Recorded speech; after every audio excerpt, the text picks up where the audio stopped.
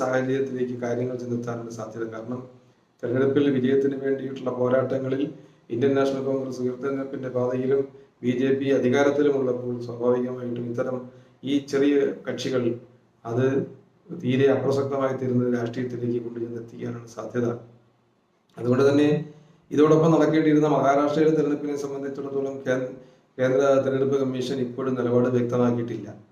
പിന്നെ ഇത് ഒരു പുറം ഇരിക്കെ തന്നെ ഈ ഹരിയാനയെ സംബന്ധിച്ചിടത്തോളം അവിടുത്തെ രാഷ്ട്രീയ പാർട്ടികൾ BJP അടക്കം മറ്റുള്ള പ്രാദേശിക പാർട്ടികളടക്കം തെരഞ്ഞെടുപ്പിന്റെ തീയതി ഒക്ടോബർ മാസം 1 നിന്നും മറ്റൊരു ദിവസത്തേക്ക് മാറ്റണമെന്നുള്ള ആവശ്യവുമായി ഇലക്ഷൻ കമ്മീഷന്റെ മുമ്പിൽ ഉന്നയിച്ചിട്ടുണ്ട്. ഒപ്പം തന്നെ അങ്ങനെ ഒരു മാറ്റം ഉണ്ടാവുകയാണെന്നുണ്ടെങ്കിൽ തെരഞ്ഞെടുപ്പിന്റെ തീയതികളിൽ കുറച്ചുകൂടി മാറ്റം വരുന്നൊരു സാഹചര്യം ഉണ്ടാവും.